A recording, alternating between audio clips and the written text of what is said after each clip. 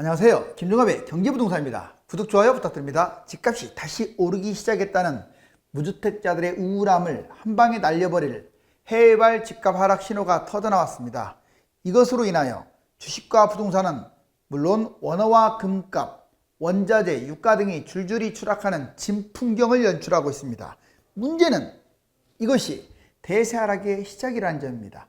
투자, 매매, 청약 등 유료 상담은 010-3999-8808입니다. 매물 안내는 02-501-7554 전화 주십시오. 최악의 신호가 발생했다. 부동산 흔드는 공포 시작. 지금 원화가 있고 주가가 있고 달러가 있고 지금 뒤죽박죽입니다. 이제 그동안에 통화량이 무한정 찍어내면서 코로나 팬데믹 상황, 이게 이제 끝나가면서 물가 상승, 인플레이션, 자 이제는 집값, 주가 조금 이제 위험할 시기가 다가왔죠. 아무튼 부동산 흔드는 공포 한번 볼까요? 미국 금리 인상 기습 발언 지금 계속 기습적으로 앞당기고 있어요.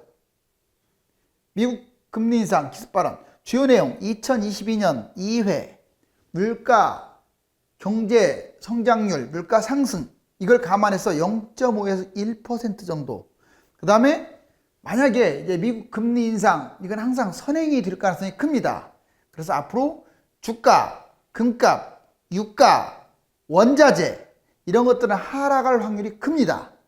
그리고 국채라든가 달러 이런 것들은 상승하고 원화는 하락하겠죠. 한국 금리 2021년 이제 미국보다 선행적으로 올 하반기 때 최소 두 차례 약 1% 그리고 내년 계속 이어질 가능성이 높습니다. 좀 늦은 감은 있지만 이처럼 미국이 금리 인상을 기습 발언하는 바람에 이제 앞으로 부동산 시장이 안개군명, 찬바람이 쌩쌩 불기 시작했어요. 부동산 대세 하락의 3단계는 거의 이 코스로 갈 가능성이 커요. 기간은 조금 차이가 날지 몰라도 먼저 올해 이제 금리 인상을 하면 본격적 하락이 2022년 초 정도로 보여지고요. 금리 인상, 대세 하락의 시작점. 이 금리 인상이 왜 중요하냐면 집값이 지금 하락할 모멘텀을 찾지 못하고 있거든요. 그러면 이 금리 인상이 대세 하락의 어떤 신호탄이 될 가능성이 커요. 그 다음 내년에 새 정부가 출범을 하게 되면 집값 거품이 너무 심하고 가격제가 심하기 때문에 아마 부동산을 연착륙시킬 가능성이 높아요. 여당이 정권을 잡든 야당이 정권을 잡든 그럴 확률이 큽니다. 왜냐하면 집값이 계속 오르기만 하면은 그 부작용, 그 후유증은 어마무시하거든요. 그러면서 23년부터 떨어질 가능성, 그 다음에 2025년 물량 폭탄, 다주택 물량, 분양 물량, 제가 그랬잖아요. 말이 좋아서 물량 폭탄이지 이 다주택자들 임대주택 사업까지 포함해서 거의 800만 채 육박하고 분양도 대략 한 200만 거의 1000만 가까이 되는 잉여 매물들 그리고 인구까지도 감소되고 1인 가구만 증가하고 상당히 장기적으로 조금 문제가 됩니다. 부동산 규제 집값 1년만 빠져도 모두 해제가 돼요. 여러분들이 지금 상투장이고 아직도 뛰고 있는데 지금의 어떤 규제를 지금의 강력한 규제 이 사고방식을 가지고 있으면 안 돼요. 집값이 올라가면 규제는 강화되고 집값이 떨어지면 규제는 약화된다. 이 개념을 철저히 갖고 있어야 돼요. 지금 보면 부동산 규제 총 4가지로 구분합니다. 세금, 대출, 청약, 거주 이 4가지 규제가 있는데 지금은 집값 폭등장이다 보니까 규제가 다 세요. 그런데 쓸데없는 규제까지도 세가지고 집값을 오히려 더 뜨게 만들고 있죠. 어찌됐거나 상승장에는 어떤 정권이 부동산 정책을 펼칠지라도 규제가 강화됩니다. 예를 들어서 세금 규제부터 보자고요. 취득세, 보유세, 양도세 할 것 없이 상승장에는 다 지금 강화되고 있고 근데 하락장에는 이게 완화될 가능성이 커요. 그러면 하락장이 다 그냥 없어지는 건 아니에요. 세금 자체가 없어지는 게 아니고 늦게 만들었던 규제들이 사라지는 거야. 예를 들자면 하락장에 다주택, 중과세, 또는 취득세도 지금 막 8% 내는 거 이런 것들 다 없어질 가능성이 커요. 물론 2주택, 3주택의 일반 과세는 그대로 남아 있습니다. 대출 규제 보세요. LTV, DTI, DSR, 한도 지금 거의 뭐 40%도 좀 빠듯하게 나올까 말까. 뭐 15억 이상은 아예 대출도 안 되고 여러 가지 그런 제도가 있잖아요. 근데 상승장에는 강화되지만 역시 하락장에 완화. 하락장에 80% 이상 대출이 될 가능성이 커요. 집을 어서 사십시오. 이게 집값이 1년 빠지느냐 3년 빠지느냐에 따라 달라요. 3년간 빠지면 아마 예전에 썼던 평생 부양책 또는 5년간 부양책, 즉 집 잡으면 양도세 없는 거야. 하물며 무슨 대출 규제를 하겠어요. 집 사라고 해도 안 사는데. 자, 이제 청약 규제. 청약은 지금 청약 자격이 항상 문제죠. 그리고 전매 제한이 뭐 5년, 10년까지도 대출도 안 해줘요. 상승장에는 이런 것들이 강화되지만 하락장에는 완화가 됩니다.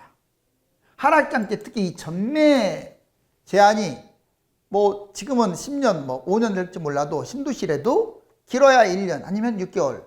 그마도 아니면 전매 제한 없어버릴 수도 있어요. 자격, 세대주도 되고 1주택자도 되고 추첨제만, 가점제만 있는 게 아니라 추첨제도 많이 발생할 것 같고 또 당해 지역이 아니래도 넘나들어요. 거주 규제, 지금은 투기과열지역, 조정지역으로 다 묶여있다 보니까 웬만한 수도권이라든가 광역시는 다 거주를 해야 돼요. 그런데 집값이 1년만 빠지면 비조정지역으로 바뀌어가지고 거주를 안 하고 갭투자만 해도 그냥 전세만 껴도 2년 지나면 비과세라는 말이에요. 상승장에는 강화되고 하락장에는 완화됩니다. 예를 들어서 예전에 2011년 이명박 정부 때 집값이 한 1, 2년 빠지니까 이런 거 다 없어졌어요. 이거. 그리고 거주규제, 하락장에는 아예 실거주가 폐지된다는 거. 뭐 조금 6개월 빠졌다고 실거주가 폐지되고 이렇지는 않아요. 이제 1년은 빠져야겠죠. 2022년에까지. 자, 그런데 이제 왜 서민들이 작년 올해 힘들어하냐면 그전에는 좀 비싼 아파트, 주로 중상층 이상의 아파트들이 왔다 갔다 했기 때문에 크게 몰랐는데 2020년부터 지금까지 주로 서민 아파트들이 뛰어버린 거예요. 7년 동안 별로 움직이지도 않았던 그 서민 아파트 약 80%나 되는 서민 아파트들이 이제 뛰고 있는 거야. 자, 보세요. 1번 중저가 서민 아파트 이 80%에 해당되는 이게 폭등을 했어요. 서울로 따지면 외곽 1위고 경기도나 광역시는 대부분 지역이 돼요. 경기도 대부분 2020년에 뛰었잖아요. 지금도 뛰고 있고. 자, 서울, 외곽, 경기 대부분, 지방 대부분이 해당됩니다. 참 안타까워요. 그러니까 뭐 5천만 원 뛰었다고, 뭐 3억짜리가 5천만 원 뛰었다고 너무 뛰었다 이렇게 생각해갖고 안 잡는 사람들 많은데 이렇게 생각해야죠. 그 전에 안 뛴 걸 생각해야죠. 오히려 떨어진 걸 생각해야죠. 그러면 절대치, 이게 거품이 심하냐 심하지 않냐는 과거 10년 시세를 보면서 판단해야 돼요. 뛰었다고 해서 거품이 있다는 거 아니에요. 3억짜리가 6억 뛰고 4억짜리가 10억 뛰니까 이게 거품이라는 거지. 자, 그 다음에 비아파트, 심지어는 올해 들어와서는 이제 아파트가 다 뛰니까 뛸 게 없는 거야. 오죽하면 비아파트, 빌라라든가 오피스텔, 단독 다가구까지도 지금 막 치고 올라가고 있어요. 그나마 이제 단독 다가구는 통건물이니까 괜찮다고 했죠. 빌라, 오피스텔, 도시형 생활주택은 그렇게 좋은 것들이 아닌데도 뛰고 있어요. 미분양도 막 사라지고 있고. 자, 1억 미만 아파트가 상승하고 있습니다. 1억 미만은 주로 수도권 외곽 또는 소형, 평형, 주로 지방, 광역시나 중소도시가 많아요. 거기 비규제지역 막 날아가고 있죠. 비규제지역. 미분양, 심지어는 지금까지도 분양이 안 돼가지고 회사 보유분이라는 명목으로 미분양이 된 것까지도 지금 날개 돋친 듯이 팔리고 있는데 그런 거 잡으면 끝장입니다. 전세가 급등, 월세 부담 증가, 벼락거지 신세가 돼버린 거예요. 전세가까지 뛰어가지고 이제 이러지도 저러지도 못하고 월세를 내자니 월세 비용이 너무 세고. 비아파트와 여러분들이 이제 조심할 점이 있어요. 비아파트는 웬만하면 하지 마세요. 예외도 있기는 해요. 아파트 아닌 것들은 좀 위험합니다. 영끌을 하면 안 돼요. 너무 빚을 많이 내면. 또 갭투자라고 다 나쁜 건 아닌데 본인이 좀 여윳돈이 있는 상태에서 갭투자하고 혹시 집값이 떨어진 다음에 전세값이 모자랐을 때 얹어줄 수 있는 여력이 됐을 때 갭투자를 해야지. 온 돈을 끌어모아가지고 갭투자하면은요 나중에 경매당할 수도 있어요. 그리고 아파트, 특히 이 저가 아파트 꼭 매입을 한다. 이 시점에서는 소형, 중저가 아파트, 특히 저가 아파트. 지방은 저가 아파트 많아요. 뭐 6천짜리가 9천, 8천 뛰었다고 해서 그거 많이 뛰었다 이렇게 생각하시면 안 돼요. 이제 미국발 금리 인상, 한국 금통위 가을 인상이죠. 이거 보시면 한국 기준금리, 자 이게 회색 좀 희미하게 보이는데 여기네 여기. 그런데 지금 국고채 3년물, 국고채 10년물, 미국채 10년물 다 지금 상향하고 있죠. 또 시중금리 이런 것들도 다 올라가고 있어요. 이렇게. 그러면 당연히 이제 금리, 기준금리가 인상되겠죠. 여기 미 금리 인상, 한국도 가을 금리 인상 힘이 실린다고 이제 처음으로 가을달 뭐 10월, 11월 이런 얘기가 나오고 있네요. 이제 7월달 보시면 통화정책 결정회의 이 파란 게 8월 달에도 있고 10월 달에도 있고 11월 달에도 있어요. 그리고 금융안정회의 9월 24일, 6월 22일, 자 12월 23일 이런 식으로 지금 계속 열려 있습니다. 이 중에서 금리 인상을 결정하겠죠. 이제 인구 및 세대수 증가율과 저출산, 1인 가구 증가율, 인구 및 세대수 증가율. 여기 보시면 지금 인구 증가수 보세요. 이게 지금 98년부터 무려 20년 그래프인데 인구는 이게 0이에요. 0. 그래도 꾸준히 증가를 했고 이 0 밑으로 떨어지진 않았어요. 즉 그래도 계속 늘어나고 있고 많이 늘어나거나 조금 늘어나거나 그런데 0 밑으로 지금 추락했어요. 즉 출생자보다 사망자가 많다는 거예요. 처음으로 2020년 기준으로 인구 감소. 근데 이게 계속될 것 같아요. 앞으로도. 특별한 사유가 없으면 인구는 계속 줄어듭니다. 오죽하면 10년 만에 1000만 명 가까이가 줄어든다는 얘기가 나올까요?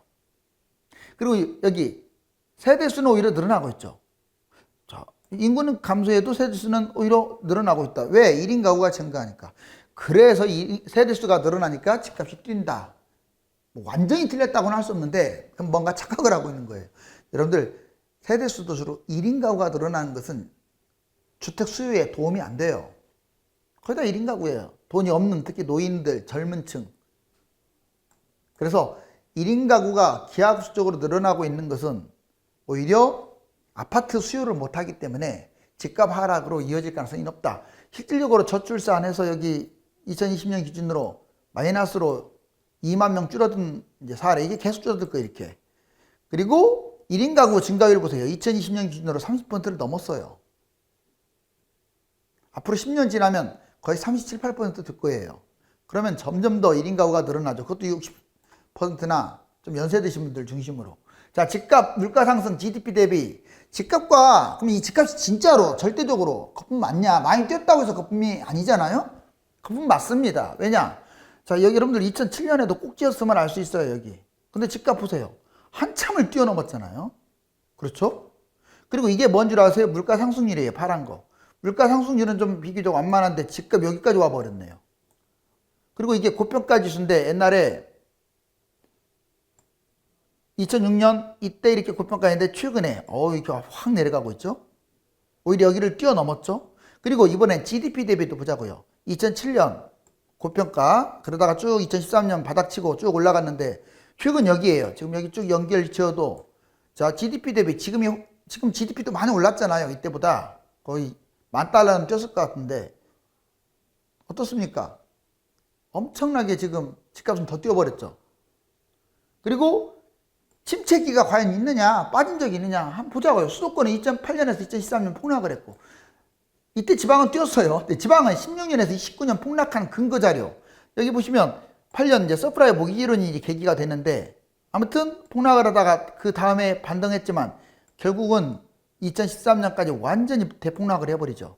14년부터 쭉 올라갔죠. 자, 우울한 추석 100주 이상 내린 부산 집값 부산도 보자고요. 2015년까지는 올라왔네요. 여기 0이니까 여기가 0이잖아요. 그런데 2016년을 기점으로 해서 부산, 울산, 경상도, 부울경 좀 다 폭락했잖아요. 이렇게 0 밑으로 엄청나네요. 오히려 서울은 2014년 이후에 뛰었고 지방은 떨어지고 있고 그리고 수도권이 이렇게 떨어졌을 때 지방은 올라갔고 반대로 갔어요. 근데 최근에는 얘들이 이렇게 올라오면서 이제 같이 올라왔어요. 그래서 전국이 지금 같이 조정기역을 받고 있다. 10년간 집값 많이 뛰는 곳이 어딜까요? 그렇다면 이제 상승장 있잖아요. 대충 한 2013년부터 지금까지 8년 뛰었는데 제일 어디가 빨가요? 이게 서울입니다. 서울이 제일 많이 뛰었어요. 네, 거품이 서울이 제일 심하다는 거예요. 서울하고 서울에 좀 가까운 곳들, 뭐 과천, 성남, 수원, 용인, 의왕, 군포, 이런 쪽으로 부천, 인천 쪽도 요즘 막 뛰었죠. 이쪽이 전반적으로 거품이 심합니다. 특히 서울이 거품이 아주 심하죠. 그리고 세종 여기 빨갛게 나왔죠. 대전도 지금 거품이 많이 심한 걸로 올라왔고 특히 광주가 심하다는 게 놀라워요. 부산, 대구도 상당히 많이 뛰었는데 수도권보다는 거품이 덜한 것으로 보입니다. 여러분들이 이걸 알아야 돼요. 부산, 대구가 다 심하다는 거 아니에요. 거품이. 주로 상위 50%가 아주 위험해요. 특히 10%는 망할 정도로 위험하고 하위 한 30%는 안전해요. 뭐 뛴 게 있어야 저거죠. 아니 3억짜리가 4억 됐다고 해서 쪘다고 할 수 없어요. 굳이. 그동안에 못 갔잖아요. 2억짜리가 2억 5천 됐다고 해서. 그래서 지방광역시나 뭐 이런 데는 중소도시는 매수해도 돼요. 중저가 아파트는. 어차피 집은 있어야 하잖아요. 서울 아파트 거래량 가실 거죠. 이거 보면 자 해마다 보세요. 부동산 종합대책이 나왔어요. 11.3 대책, 8.2 대책, 여기 또 8.3.1 대책도 있었죠. 2.20 대책, 9.13 대책, 12.16 대책, 자 작년에 3 대책, 7.10, 6.17 이런 거, 그 다음에 2.4 대책 올해 돌아가지고 보면 대책 나올 때마다 이게 상승폭이 줄었죠. 0은 어디냐? 0이 여기입니다. 0은 여기에요. 0. 0 밑으로는 거의 안 빠지고 다 위에서 놀았죠. 상승폭만 줄었지. 그러면 지금 현재를 보자고요. 자, 역시 2.4 대책이 나온 공급 대책이 나온 이후로 쭉 내려왔는데 안 닦겠지만 여기 파란색 보이죠? 또 올라가고 있네요. 아마 이렇게 올라갈 거예요. 현재는 한 이 정도 수준이고 여름 되면 여기까지 가겠죠 또. 그래갖고 무슨 대책이 하나 또 나오겠죠. 그럼 또 떨어지겠죠. 떨어진다기보다도 상승폭이 줄겠죠. 그래서 제가 이 그래프를 보여드리는 거예요. 서울, 경기, 지방 상승폭이 지금 확산되고 여름 불장이 지금 또 예고되는 안타까운 일. 수도권 다행히 좀 KB 시세는 고공행진 중은 맞는데 약간 수도권이 좀 떨어진 것으로 나왔어요. 그리고 전국도 약간 오대강 시도 약간 그러니까 KB 시세는 약간 내려가는 걸로 보는데 지금 한국부동산은 0.43, 그 다음에 수도권 0.34, 그리고 전국 0.26 올라가고 있잖아요. 계속. 서울도 뛰고 있네. 0.11에서 0.12로 올라왔어요. 결론적으로 부동산 불장, 수도권 아파트가 통계 작성 후에, 쉽게 말해서 이 수도권은 통계 작성 이후에 최고로 지금 뛰고 있는 거예요. 정말 무서워요. 지금 불장 맞습니다. 제가 보기에는 이쪽보다는 이쪽이 맞아요. 현재. 왜냐하면 전반적으로 실거래가 중심으로 지금 담고 있기 때문에 상승장에는 이 한국부동산원이 시세가 더 맞을 확률이 커요. 자, 그 다음에 최악의 신호가 발생했다. 아무튼 공포 시작되고 있는데 집값, 이 아파트들이 있죠. 확 꺾이고 있네요. 자, 이제 망치로 여기를 두드러 때리고 있습니다. 자, 제발 이게 금리 인상이 됐던, 정부의 강력한 정책이 됐던, 공급 폭탄이 됐던 집값 하락이 빨리 왔으면 좋겠습니다. 2020년 이후에 서민 아파트들이 폭등하여 주거 환경이 크게 열악해졌습니다. 문제는 1년간 뛴 중저가 서민 아파트 가격이 앞으로 1년간 폭등할 수 있다는 점인데 금리 인상, 새로운 정부 부동산 연착륙 그 순서대로 집값 하락이 머지 않았으니 기운 내시기 바랍니다. 감사합니다.